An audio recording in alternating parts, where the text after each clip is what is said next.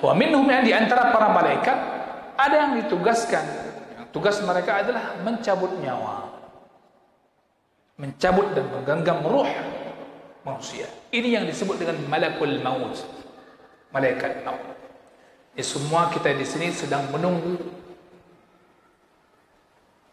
kedatangannya, yang kita tidak tahu kapan, tempat dan waktunya kita tidak tahu. Yang nama kita bisa berubah seketika setelah malaikat itu datang. Hebat nama kita dengan berbagai gelar. Ketika sudah meninggal dunia, orang datang ke rumah enggak lagi tanya nama kita, tapi pertanyaannya, di mana jenazah tersebut? Di mana jenazah? Di mana mayat? Enggak lagi disebutkan nama. Enggak lagi disebutkan nama. Seketika berubah nama ketika datang malaikat itu. Yang mana malaikat ini lahu a'wanun yusa'idunahu ala dhalik. Dia memiliki sejumlah penolongnya, ada timnya, yusa'idunahu ala dhalik. Yang mana para malaikat yang bersama malaikat maut ini adalah membawa kafan, dan yang dipakaikan kepada mayat. Untuk apa kafan malaikat bawa? Apa yang dikafankan? Ruh. Dikafankan ruh yang keluar dari jasad jika dia min ahlil iman, di golongan orang-orang beriman. Allah. Ketika kita akan meninggal dan meninggal dalam keadaan iman,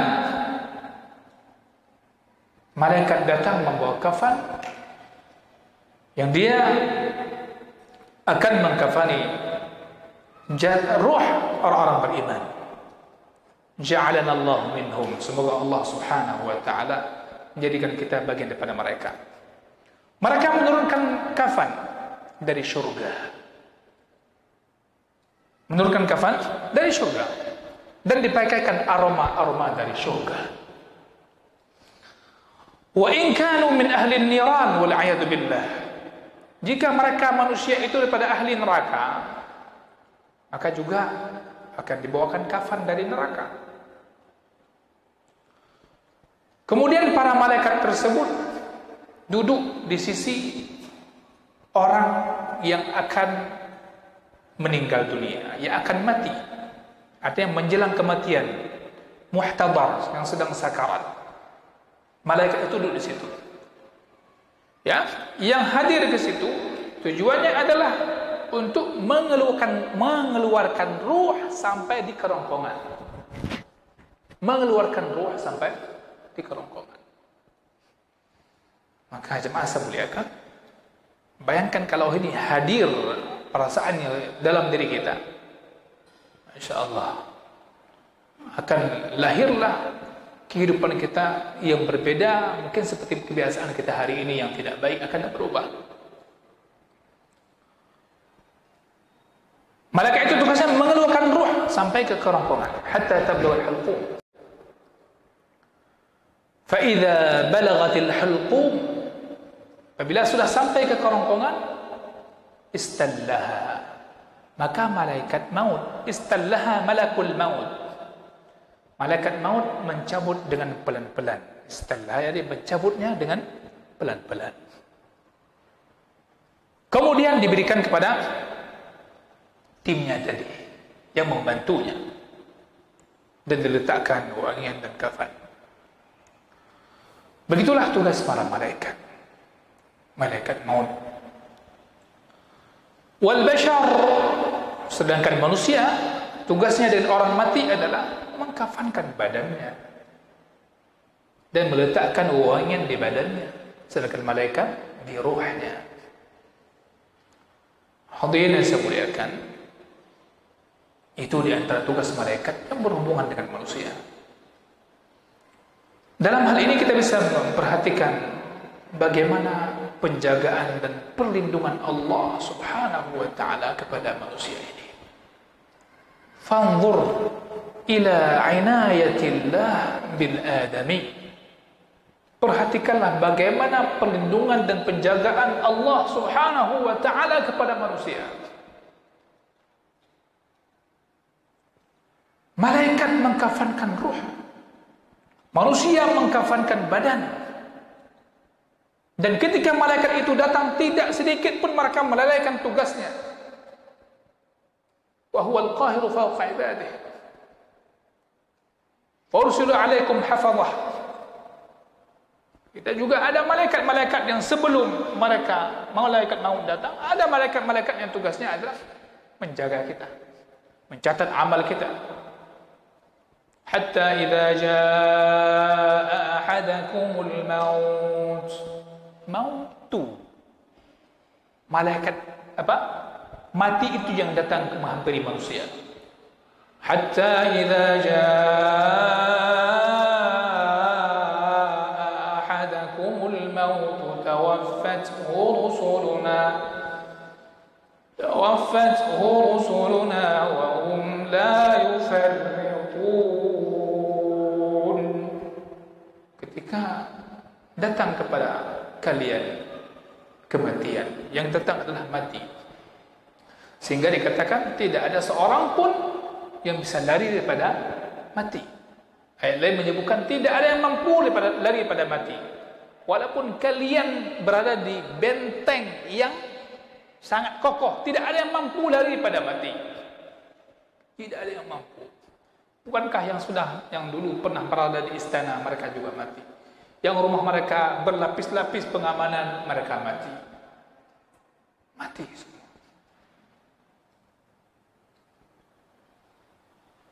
Hatta idza jaa ahadakumul maut tawaffathu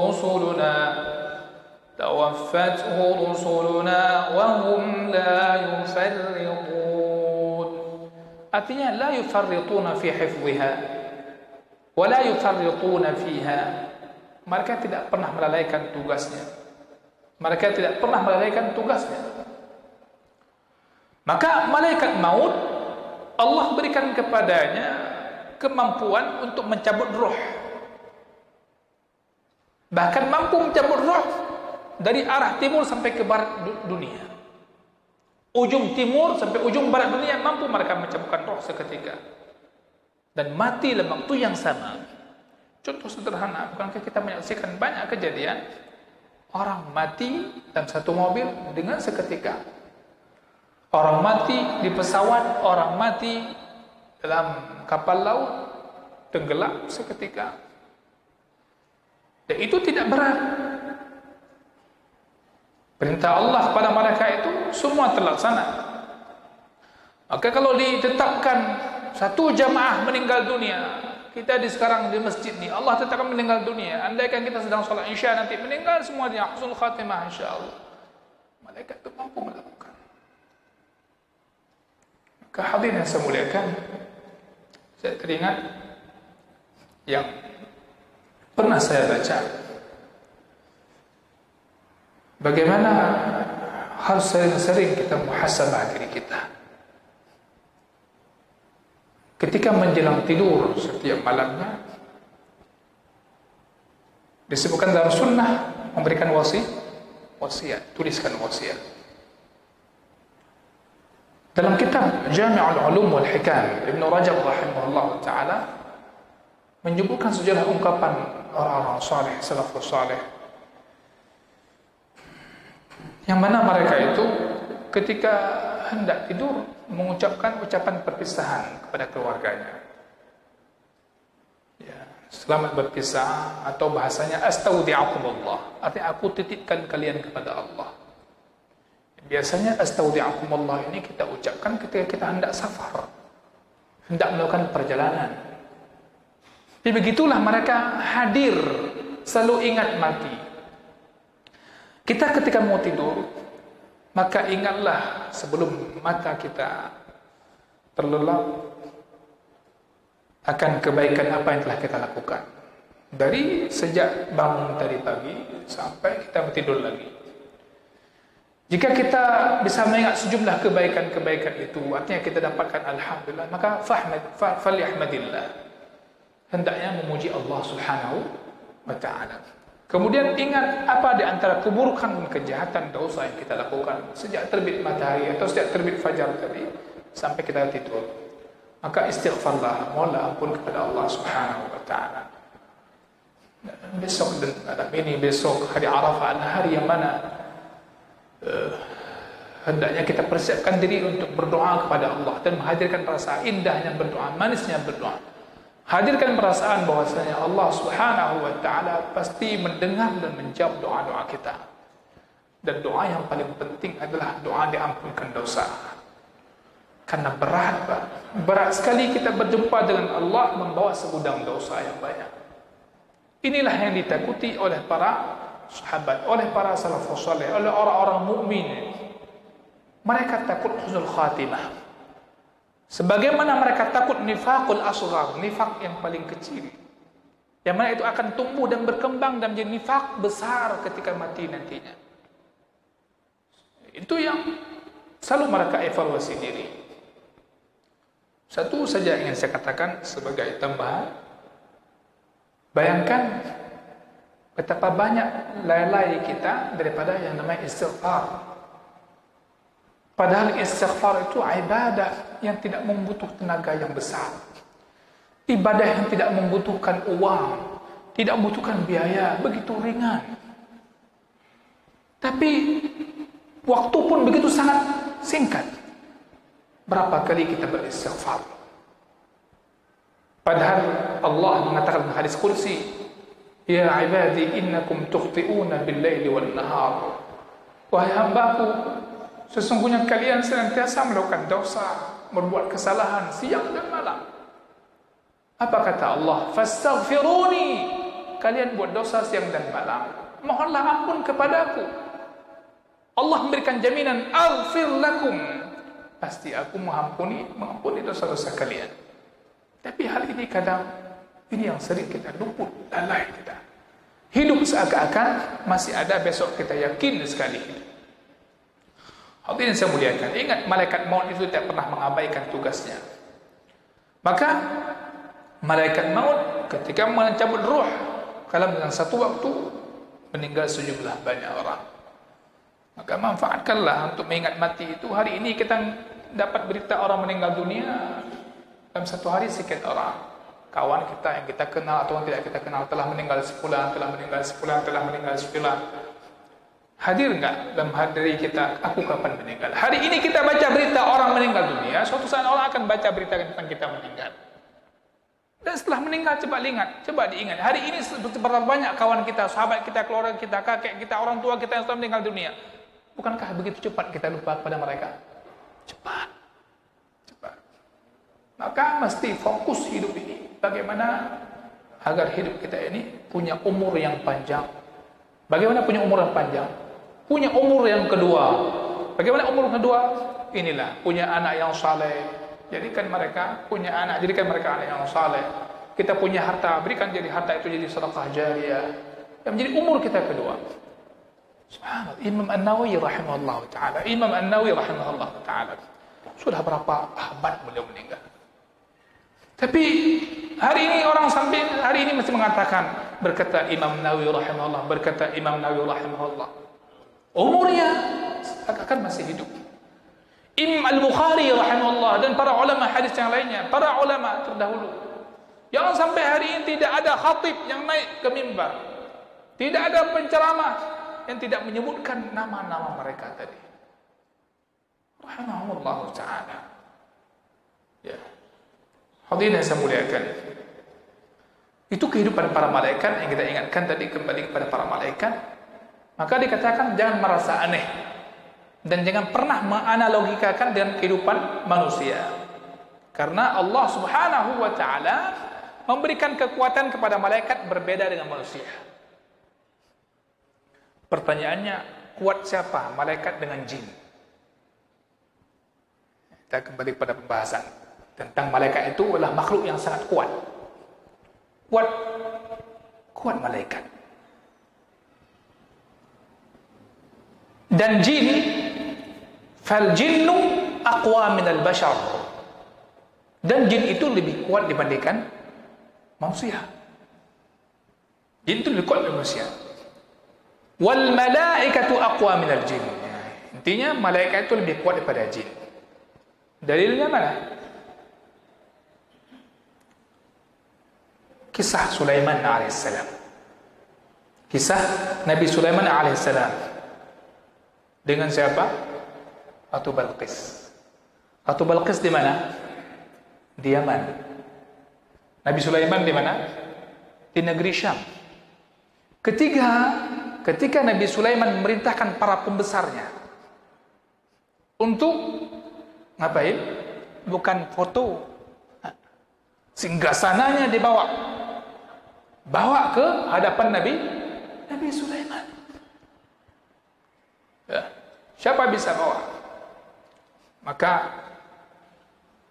Ifrit dari golongan jin, dia bersedia untuk bawa. Dan dia mengatakan, saya akan mampu membawa di hadapan anda sebelum anda bangun dari tempat duduk anda. Begitu ya? Tidak akan dibaca lagi. Aku sangat kuat. Nama Ifrit itu artinya adalah sangat kuat. Ifritun yakni qawiyyun syadid.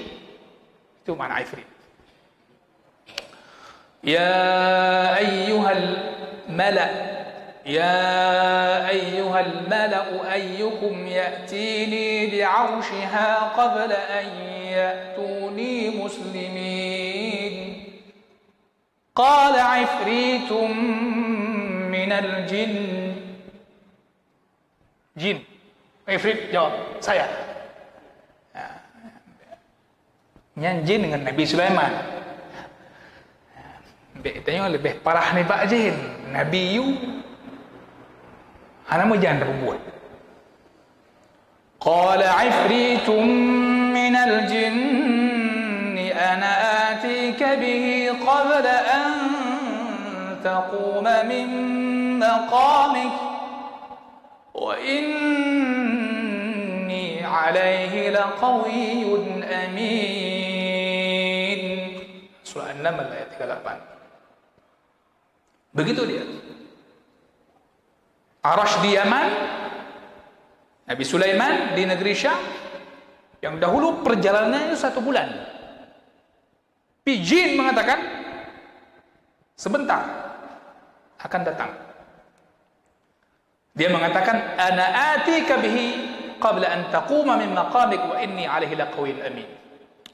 Jadi Nabi Sulaiman ya biasa kadang dulu isi tempatnya dalam waktu tertentu.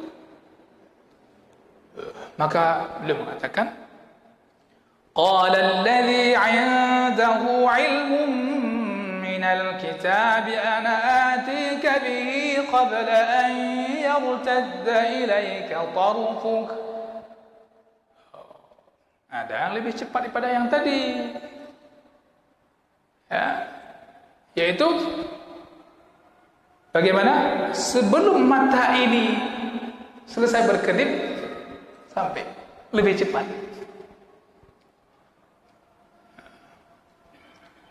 Maka di sini menunjukkan malaikat lebih kuat. Falamma ra'ahu mustaqarran 'indah. Hadirin saya muliakan, malaikat itu membawa singgasana dari Yaman ke negeri Syam dalam waktu yang sangat lebih cepat. Maka dari ini disimpulkan bahwasanya al-malaikatu aqwa minal jin.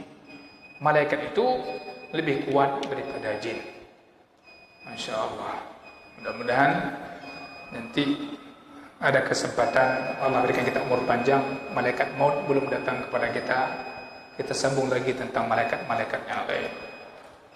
Barakallahu fiikum. Subhanakallahumma bihamdik, asyhadu an la ilaha illa anta, astaghfiruka wa atubu ilaik.